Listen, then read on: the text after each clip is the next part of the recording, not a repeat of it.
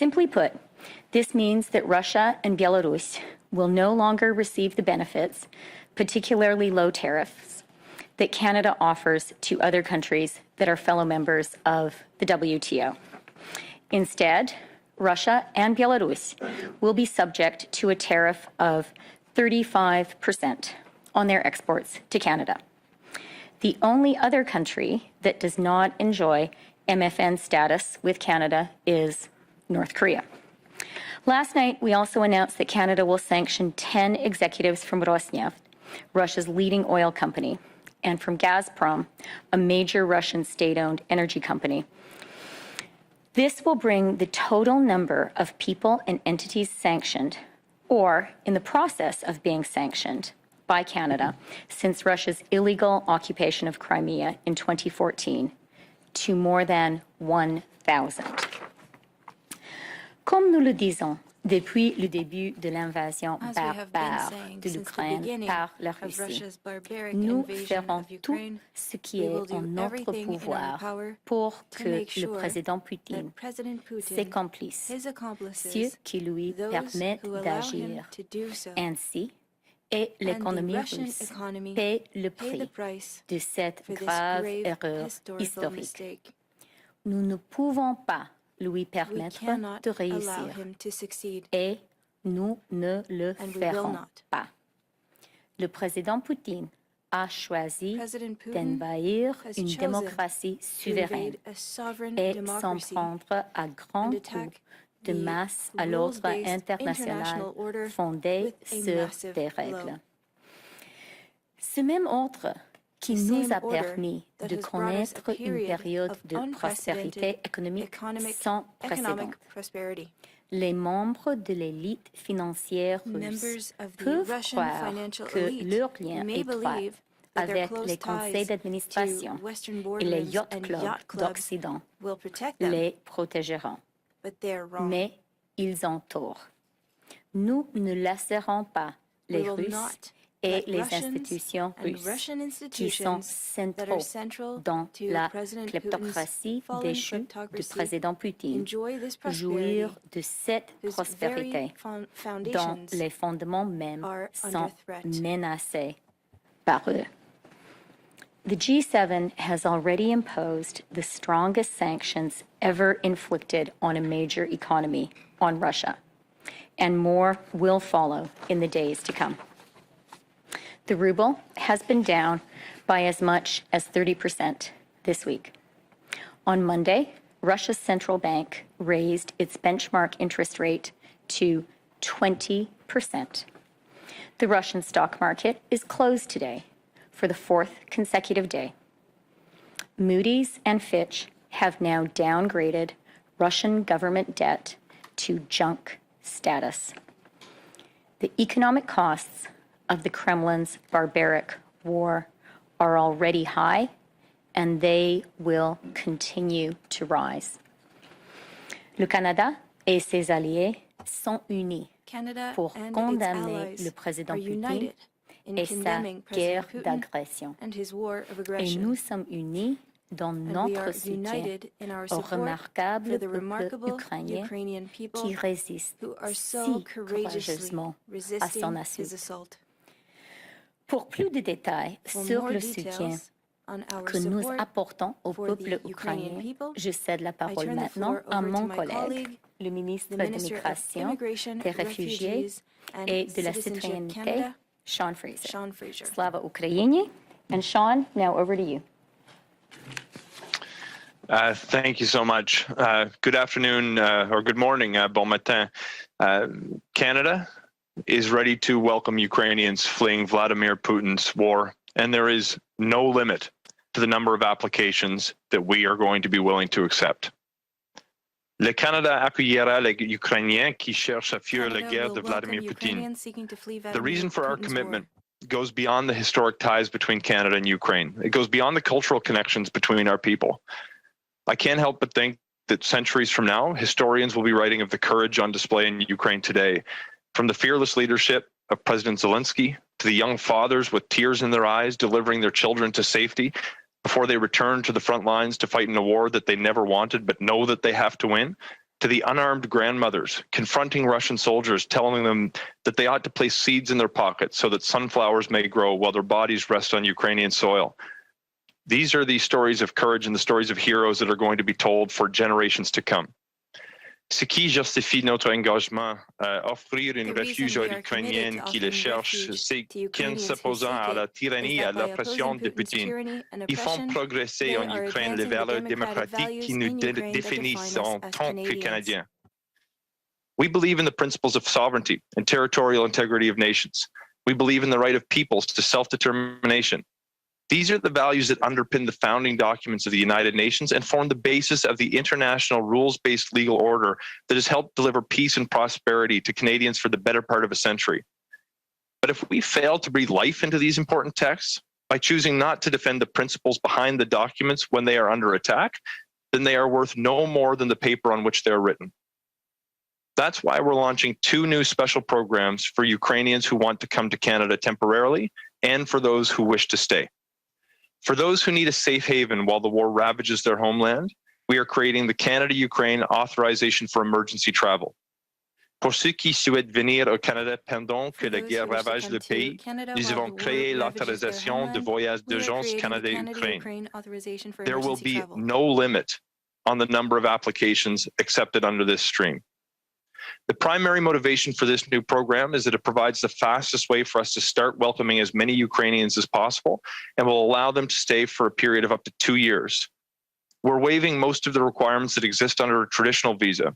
In order to qualify, individuals will need to complete a simple application form and provide biometrics for security and background screening. To help ensure this process can be executed in a timely way, we started moving biometric kits and other materials to the region in mid-January.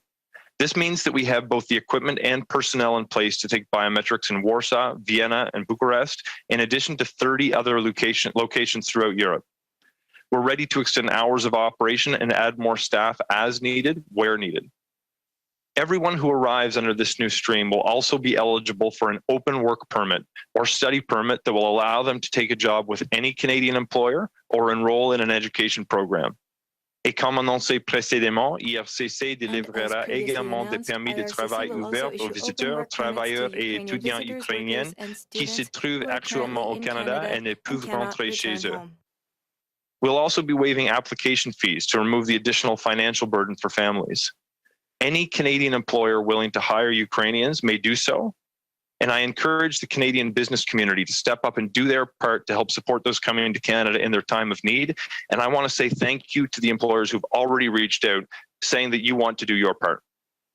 I've heard from the Ukrainian Canadian community that many fleeing the violence will want to return to their homeland and to their families when the war comes to an end. I've heard that others, particularly those with family in Canada, may wish to stay. That is why we are also introducing an expedited path to permanent residency for Ukrainians seeking to reunite with family members who are already in Canada through a new family sponsorship program. C'est pourquoi nous introduisons également une voie accélérée vers la résidence permanente pour les Ukrainiens qui cherchent à réunir les membres de leur famille qui se trouvent déjà au Canada. This program will allow a wider circle of family members to be resettled in Canada compared to traditional family reunification streams.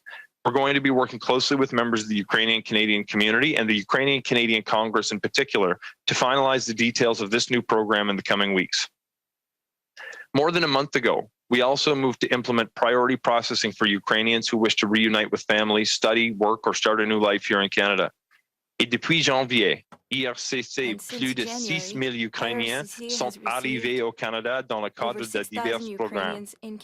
Nous avons également lancé une ligne téléphonique dédiée à l'immigration et un formulaire de demande en ligne dédié à l'Ukraine, disponible au Canada à l'étranger pour répondre aux demandes d'immigration, afin que les demandeurs puissent obtenir de l'aide plus rapidement. Aux Ukrainiens qui sont prêts à donner leur vie pour défendre les valeurs auxquelles nous tenons, nous sommes à vos côtés, non seulement dans nos paroles, mais aussi dans nos actes. We are unwavering in our commitment to do whatever it takes, as long as it takes, to help you succeed in your efforts to win this war. We will provide equipment to help defend your homeland. We will provide financial support to help stabilize your economy. We will impose economic sanctions on your oppressor. And today, We will offer safe haven to your families while you fight on the front lines of a war to defend your freedom from tyranny to the benefit of the entire world. Thank you. Merci tout le monde. Slava Ukraini. And I think it's over to the Minister of Defense, Anita Anand, now. Merci beaucoup, Chrystia and Sean. Good morning, bonjour tout le monde. It has been just over 1 week since Russia further invaded and brutally attacked Ukraine. 1 week of witnessing the horrific consequences of Putin's unprovoked war on innocent people, and 1 week of unshakable courage for our Ukrainian friends. While Putin's attacks have steadily intensified, so has our military support for Ukraine in coordination with our allies. We will leave no stone unturned when it comes to supporting our friends in Ukraine as they fight for their lives and their right to exist. To this end, I am announcing today, in addition to the various tranches of military equipment that we have pledged to in the last 30 days, 2 new significant contributions. First, we intend to supply additional lethal aid to Ukraine, which includes up to 4,500 M72 rocket launchers and up to 7,500 hand grenades. These weapons will be drawn from the Canadian Armed Forces' existing stockpiles and will be transported to the region as quickly and safely as possible. Given the nature of the conflict, we are not providing details relating to transit.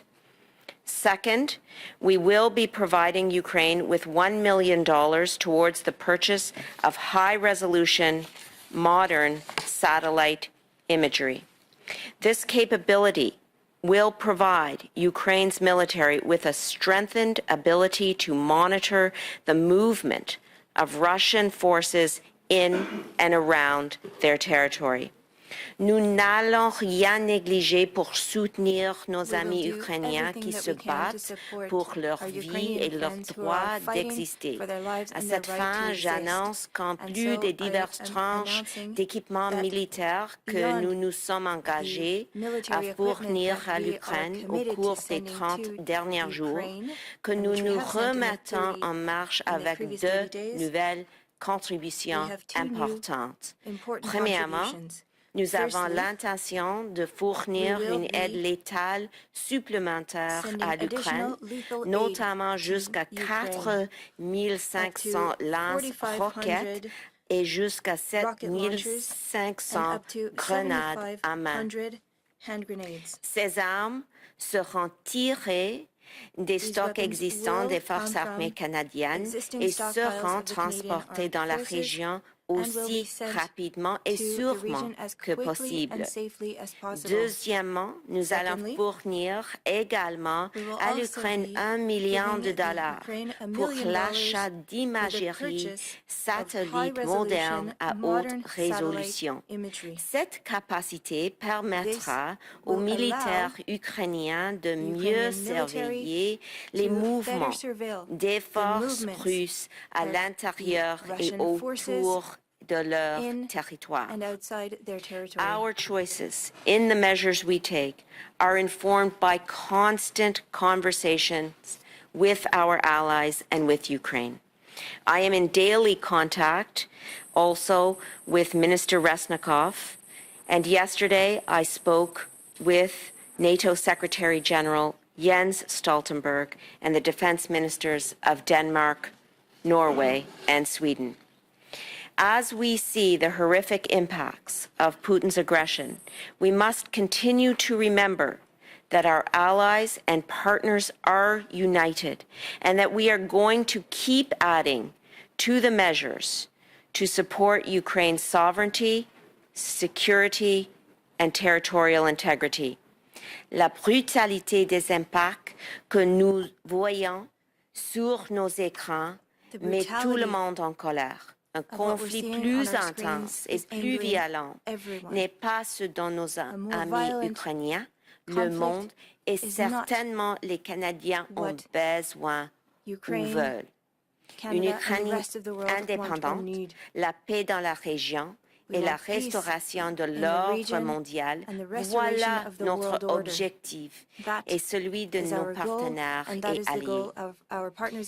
Only Putin knows what Putin will do, and it is our job to do everything we can to protect as many lives as possible together with our NATO allies. As the Minister of National Defense, my commitment, our government's commitment, is to continue to do exactly that in the hours, days, and weeks to come. Slava Ukraini. Thank you. Merci beaucoup, Miigwech. Okay, we're going to get started with questions in the room. One question, one follow. Rachel? Hi, Ministers. Rachel Haynes from CTV National News. My question is for Minister Freeland about the sanctions. You talked about how the G7 has already issued some of the strongest sanctions and that there are more to come. However, other G7 allies have come under fire for not doing enough to sanction individuals like Boris Johnson in the UK. Are you noticing any type of impact that these sanctions are actually having on Vladimir Putin's behavior? As we're seeing, there has been a bombardment of all these cities, hospitals, an increased shelling in Kyiv. Are these sanctions actually having an impact? The sanctions are absolutely having an impact, and that's why I outlined in my remarks the very significant impact our measures are having directly on the Russian economy. So, ruble down 30%, interest rates up to 20%, Fitch and Moody's downgrading Russian debt to junk. The stock exchange closed for the fourth day in a row. This is a significant and direct impact, which is already being felt by every single person in Russia. And that's a really big deal because let's remember the toughest measures only came into force on Monday morning. When it comes to the individuals, the oligarchs and the people in Putin's inner circle who are being sanctioned, this is definitely having an impact as well. These are people who have tried to have it both ways for a long time.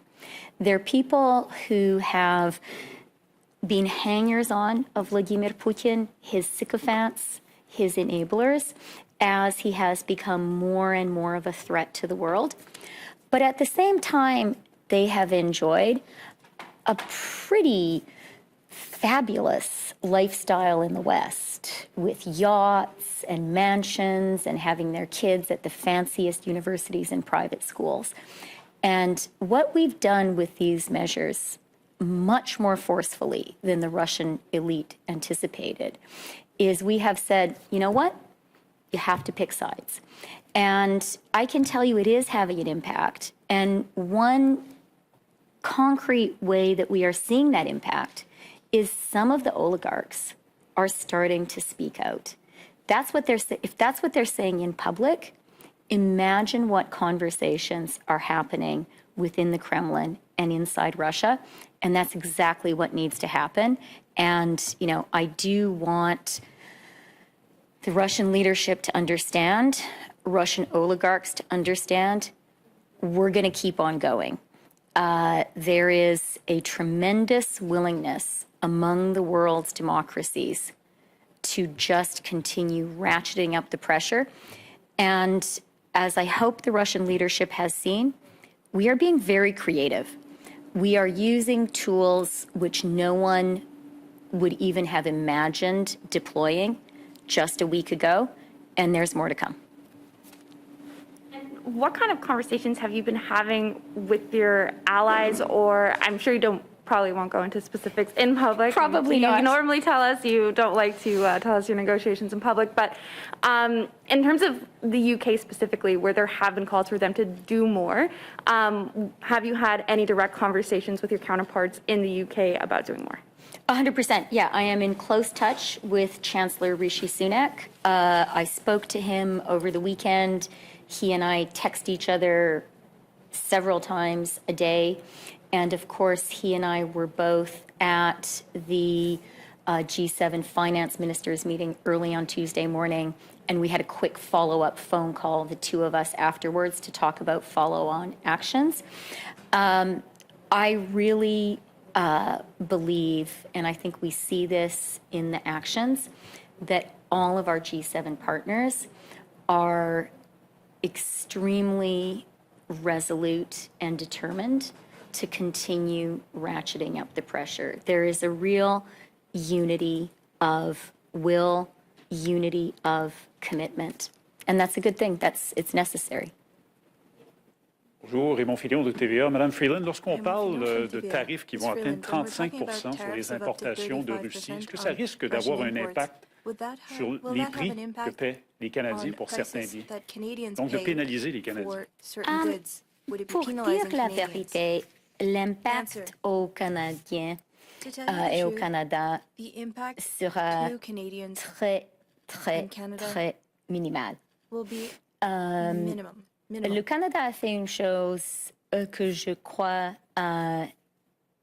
était intelligente après l'invasion de la Crimée.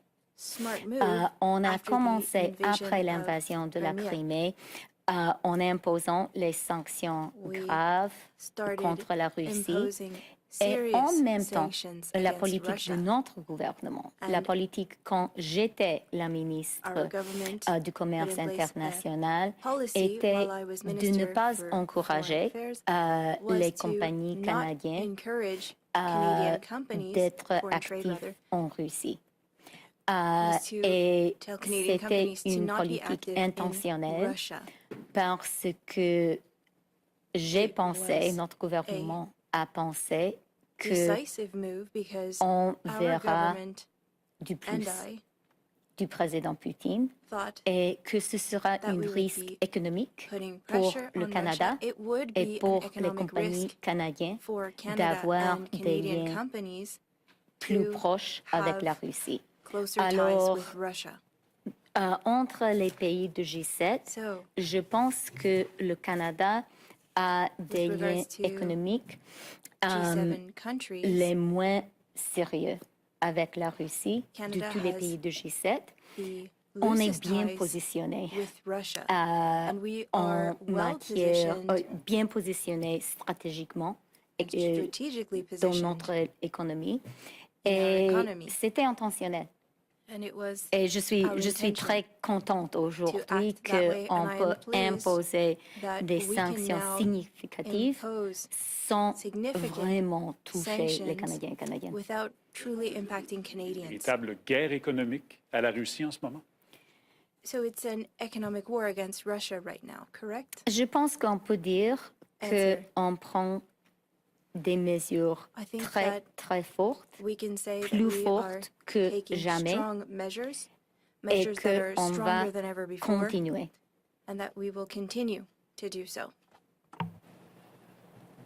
Yasmine Mehdi avec Radio-Canada, je fais un peu du pouce sur ce que mon collègue dit. Bon, on vous entend depuis une semaine annoncer des sanctions, dire qu'on veut mettre de la pression sur Vladimir Poutine.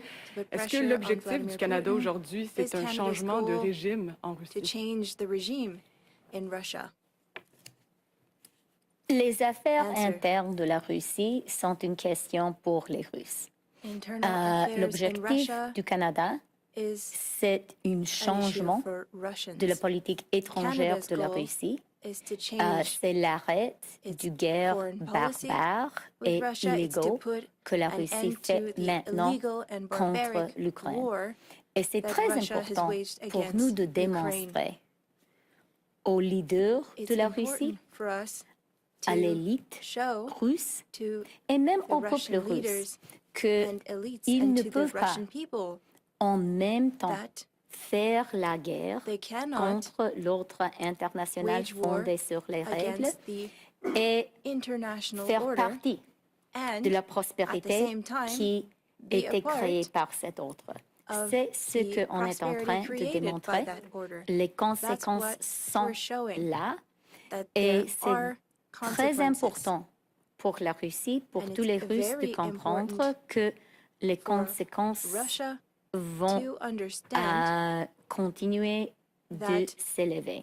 Et je veux aussi dire une chose, et c'est que il y a des gens dans la Russie qui ont commencé à critiquer cette guerre barbare. Et je pense que c'est important de respecter la position de ces gens russes. Ils sont vraiment courageux. Ce n'est pas une chose facile quand tu vis dans une dictature de critiquer ce que la dictature fait. Et je veux vraiment dire aux ces gens russes courageux, à ces gens russes moraux, qu'on est connaissant de ce qu'ils font, et c'est très important. Et en suivi sur la question de l'immigration, là, on comprend qu'il y a 2 programmes que vous annoncez aujourd'hui, mais on n'annonce pas une levée totale des visas pour les Ukrainiens. Êtes-vous capable de nous dire pourquoi exactement? Puis est-ce que c'est parce qu'il y a un risque sécuritaire? Je vais dire quelques mots et après ça, je pense que notre ministre excellente immigration peut continuer. Je veux seulement dire que je sais que les Canadiens et Canadiennes veulent accueillir les Ukrainiens. Et je le sais parce que pour moi maintenant, c'est impossible de lire mes courriels parce que les gens savent que je suis une ministre, ils savent que je suis canadienne d'origine ukrainienne et je dois vous dire que il me semble que chaque personne que je connais m'a envoyé un courriel en disant « J'ai de l'espace dans ma maison pour 10 Ukrainiens. J'ai de l'espace pour 20 Ukrainiens. Ma compagnie veut donner des emplois aux 5 Ukrainiens. » Des choses comme ça. Il y a vraiment un grand esprit canadien et c'est une chose excellente. Je dois dire que nous sommes un pays merveilleux et cet esprit m'a encouragé beaucoup. Ce que le ministre de l'Immigration a annoncé aujourd'hui permettra le Canada d'accueillir dans une manière efficace et vite beaucoup d'Ukrainiens. C'est ce que les Canadiens veulent faire et c'est ce que notre gouvernement va les aider en faisant. Mais maintenant, je passe la parole au ministre de l'Immigration. Sean, do you want to say a few more things? Merci pour la question. Oui. Nous avons mis en place un processus simplifié qui nous permet d'accueillir des Ukrainiens qui fuient la guerre le plus rapidement qu'ils peuvent et en toute sécurité. Just in English, look, let me first build upon the comments that Minister Freeland just shared. The first reaction was when my phone was blown up. I saw a text from my mom. Mom said she'd take 6. There are thousands of communities filled with moms like that, filled with businesses, filled with organizations that want to help. My primary motivation was speed. My first reaction when I saw that there was a potential influx of Ukrainians who would be seeking safe haven was to figure out what can Canada do? Can we offer a refugee resettlement process? When I dug in on that, I very quickly realized that it would take potentially years to settle people as refugees. And I was hearing from the Ukrainian community that people wanted to come potentially temporarily, not as refugees. My second reaction was to look at a visa waiver.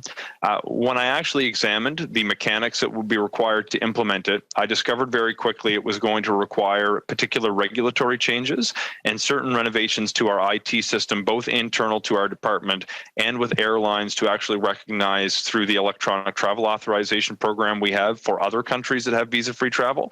And it was going to take 12 to 14 weeks.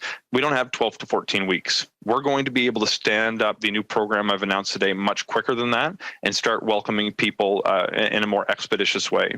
I should point out as well that we do want to make sure that Canadians have faith we can manage this in a professional way that protects our security, as you've suggested. When we made the decision to welcome an unlimited number of applications, we also have to recognize that Canadians want to know that we're doing it in a responsible way. So those are the reasons, primarily speed, but also making sure Canadians have faith we're doing this in the safest possible way. I got to go to the Zoom line. I'm sorry, because if we can keep the answers tight, then we can maybe come back to the room, but I got to go to the Zoom. So first up is Stephen Chase, Globe and Mail.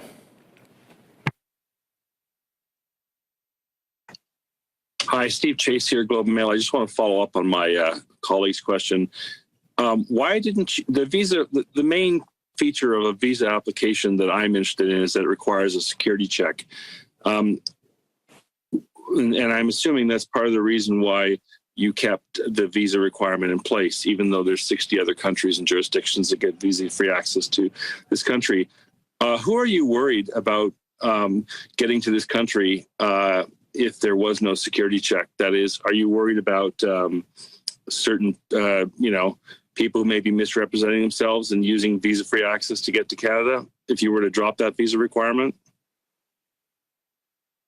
Look, thanks very much for the question. And I think just to reiterate, when you do have a complete visa waiver, that means that everyone can come who is a Ukrainian national. It also opens the door for others who might slip through the cracks. We've heard concerns about certain individuals, such as those who've supported and fought against the Ukrainian army in Putin's war for the past 8 years in the Donbass, as well as those who are currently working against Ukraine and assisting Russian troops. By having the biometric analysis, we're going to be able to screen out those, as is the case with all of our Five Eyes intelligence partners. But we've been prepared to deal with this, and we started moving additional biometric kits into the region more than a month ago to make sure that we have the capacity to do this. I anticipate that we're going to be able to process people in large numbers in a very expeditious way and still protect against that security risk of the people who've actually been fighting against Ukrainians for the past 8 years. And I will just relinquish my follow-up so that we can go on. Okay, next up is Boris Prou, Le Devoir. Bonjour, ma question s'adresse aussi au ministre Fraser, toujours une relance de mes collègues. Je voulais savoir, pouvez-vous m'expliquer exactement ce qui va changer dans le processus? Je comprends qu'un visa va toujours être nécessaire, mais qu'il y aura peut-être moins de documentation à fournir. Pouvez-vous préciser ça?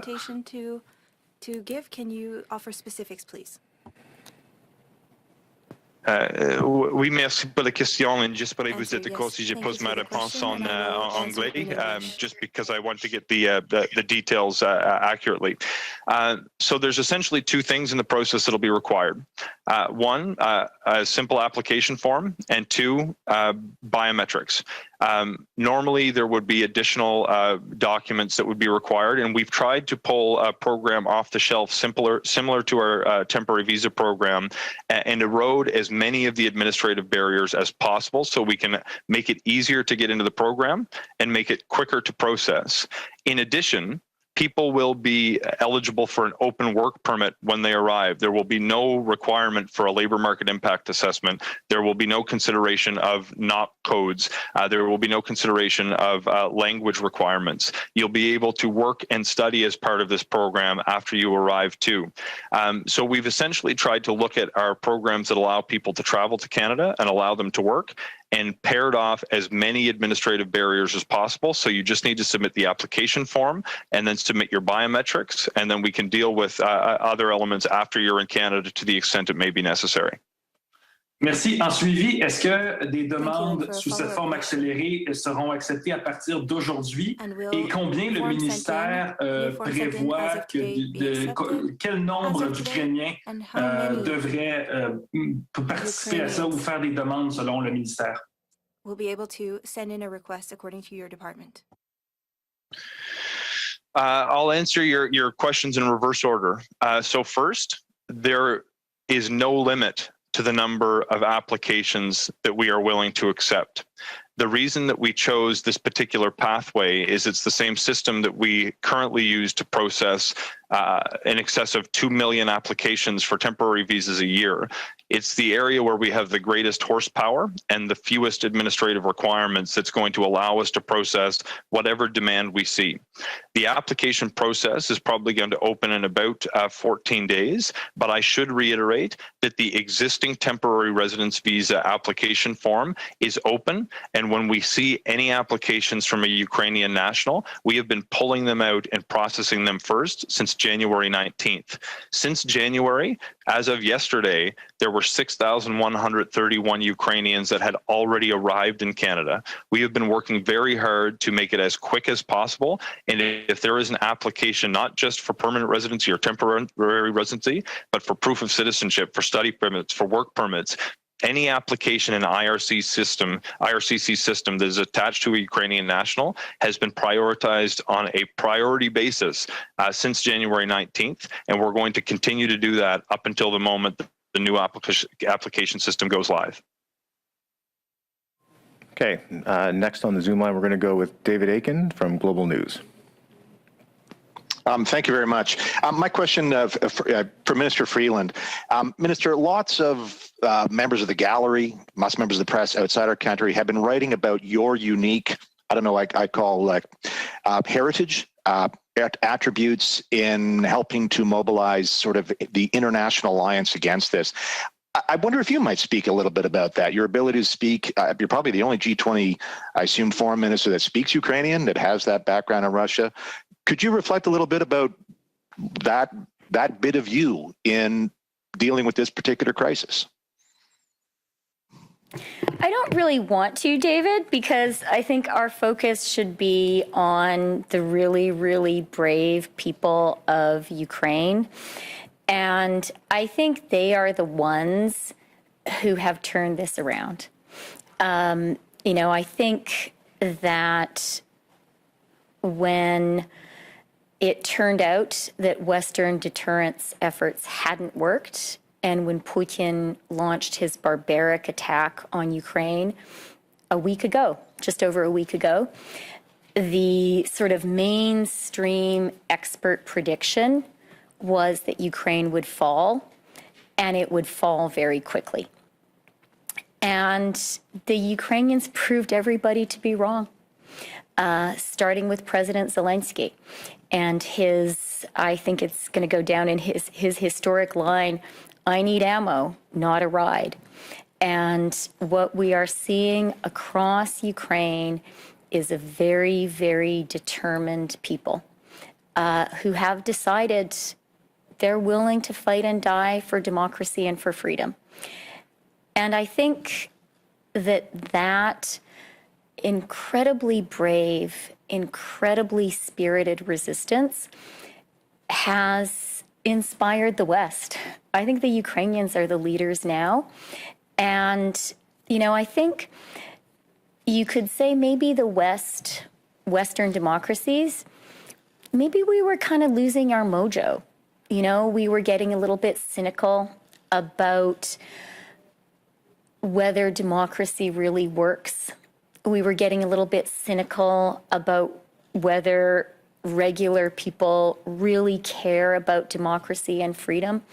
I think maybe we were getting a little bit cynical about the ability of democracies to act together quickly and in a united way. And I think Putin was counting on that. I think Putin and Russian disinformation actually for years now has been trying to make us in the West cynical about democracy. And I think he thought his campaign had been working.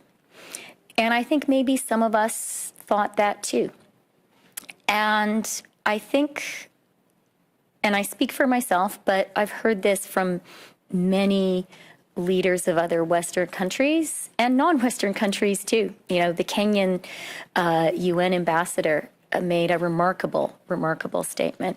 And I've heard it from lots of Canadians. I think seeing the Ukrainians stand up and say, we may be smaller than you, you may have a fierce army that is bigger than ours, but we will not submit. I think that is what has been transformative. And I'm very proud of them. I'm very inspired by the people of Ukraine. And I think the whole world is. Thanks for that. Maybe a quick follow-up. I wonder if you could speak to what I'll call the arc of international enthusiasm to apply sanctions. We saw it was a little slower maybe to get everybody with the SWIFT, some of the banking actions. Today you've announced revoking most favored nation status by Canada. Would you expect our international partners to be enthusiastic about implying that? Yeah. You know, David, one of my favorite lines in literature is Ernest Hemingway's line about someone going broke. And he talks about how it happens gradually, then all of a sudden. And I think in human affairs, certainly in geopolitics and in domestic politics, you sometimes reach a tipping point. And when you reach that tipping point, things that were previously impossible become possible. I personally observed that tipping point when I was young as a reporter covering the collapse of the Soviet Union in Ukraine and then in Russia. And, you know, for someone who grew up in like a super stable Canada, hard to imagine a more stable, some people might even say more boring country than ours. I consider that a compliment. It's very good to live in a stable, sometimes boring country. Sort of seeing that incredibly swift transformation and seeing how every day what had been considered impossible the day before suddenly became possible. I remember that experience very clearly, and the past week has reminded me of that. I have seen, you know, when it comes to the sanctions, the economic measures, we talked about a lot of stuff leading up to Putin's invasion. And, you know, I would say the base assumption was we're going to try deterrence. But if deterrence doesn't work, if we don't persuade Putin not to do this, then, you know, Ukraine is probably lost. I think that was the basic assumption. And what's happened now is everyone is up for everything. And I think it's because the Ukrainians have given us all hope that they might actually hang in there.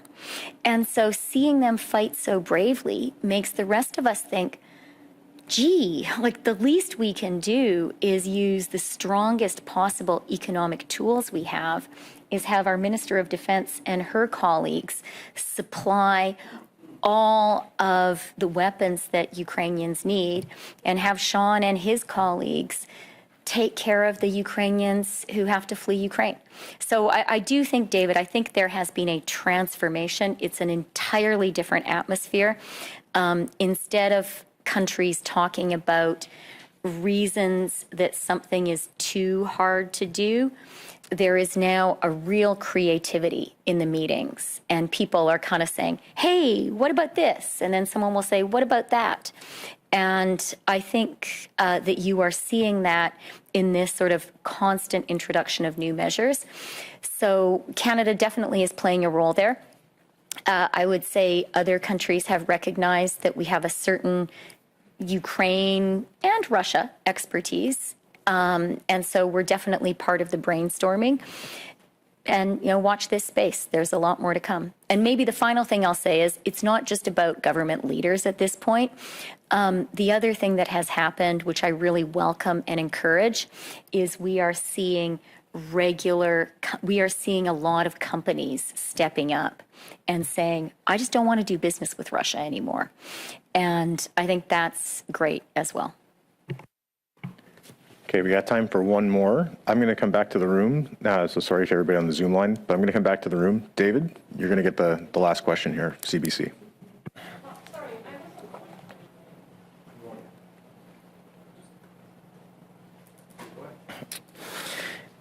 So, Minister Anand, could you tell us what is the latest on the 3,400 troops on standby? Are they ready to move on short notice? And why not move them now as suggested?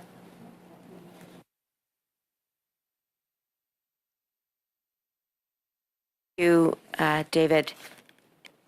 The 3,400 troops are part of the pledges that Canada makes to NATO and made to NATO in January, when we were foreseeing that a further Russian invasion may indeed be possible. In addition to the 3,400 troops, we also pledged, for example, naval and some air capability.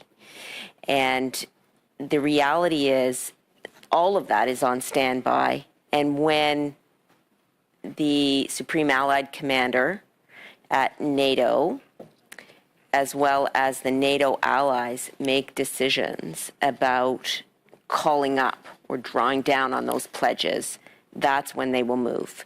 They are on high readiness alert, as they must be in case our NATO organization calls upon our country in this way, but they are not moving at the current time, and we will wait until we hear from the Supreme Allied Commander of Europe in NATO to make that decision. Question. I think this is for you, Minister Anand. Experts have said it would be illegal for foreign fighters to become fighters for Russia, so to go to Ukraine to fight for Russia, not Ukraine. Would Canada prosecute Canadians who go over to Ukraine to fight for Russia? Well, I'll start, and I'll hand the floor over to the Deputy Prime Minister. Of course, we understand Canadians' desire to join our Ukrainian friends to fight. Our role as a federal government is to ensure that we are providing accurate information to all of our citizens relating to security situations around the world. And I will take a moment to say that if there are Canadians who are interested in the armed forces, the Canadian Armed Forces is currently recruiting, and we would very much welcome applications from across the country to the Canadian Armed Forces, where we have had a training mission in Ukraine since 2015 and have trained over 33,000 Ukrainian soldiers. So I would say at this time, the legalities of the situation reflected in your question are indeterminate at this time. We need to focus on the present, and as a government, our job is to provide accurate information to Canadians, and that's exactly what we're doing and will continue to do every single day. Chrystia? Okay, Anita. So I will just add, first of all, it is wonderful to have an esteemed lawyer and former law professor as our Minister of Defense in this time. I think your question was about people who fight on the Russian side.